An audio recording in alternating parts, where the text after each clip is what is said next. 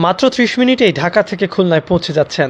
শুনতে অবিশ্বাস্য লাগলেও এবার সেটাই বাস্তবে রূপ নিতে পারে। দীর্ঘ ৩০ বছরের অপেক্ষার পর অবশেষে আলোচনায় ফিরেছে বাগেরহাটের রামপালের খান জাহান আলী বিমানবন্দর প্রকল্প।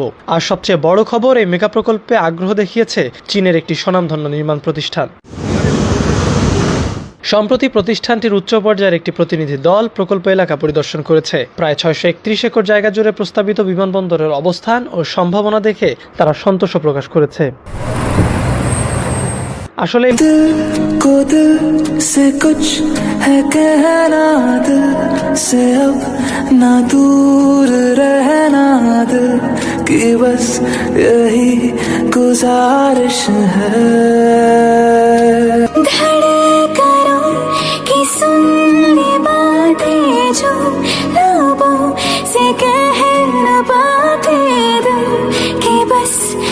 প্রকল্পের গল্প আজকের নয়। ১৯৯৬ সালে প্রথম ভিত্তিপ্রস্তর স্থাপন করা হয়েছিল। পরে রাজনৈতিক পরিবর্তন, অর্থায়নের সংকট আর আমলাতান্ত্রিক জটিলতায় প্রায় ৩ দশক ধরে প্রকল্পটি ফাইলবন্দী হয়ে পড়েছিল। কিন্তু এই বিমানবন্দর শুধু একটি রানওয়ে নয়, এটি হতে পারে দক্ষিণ পশ্চিমাঞ্চলের অর্থনীতির নতুন ইঞ্জিন।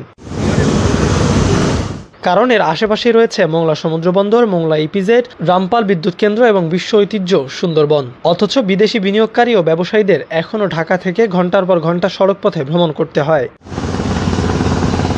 বিমানবন্দরটি চালু হলে শুধু যাতায়াতই সহজ হবে না, মোংলা বন্দরের বাণিজ্য, বিদেশি বিনিয়োগ এবং সুন্দরবনের পর্যটন সবকিছুই নতুন গতি পেতে পারে। এখন অপেক্ষা শুধু চীনা প্রতিষ্ঠানের আনুষ্ঠানিক প্রস্তাবের। সেটি পেলেই প্রকল্পটি যাবে চূড়ান্ত অনুমোদনের জন্য।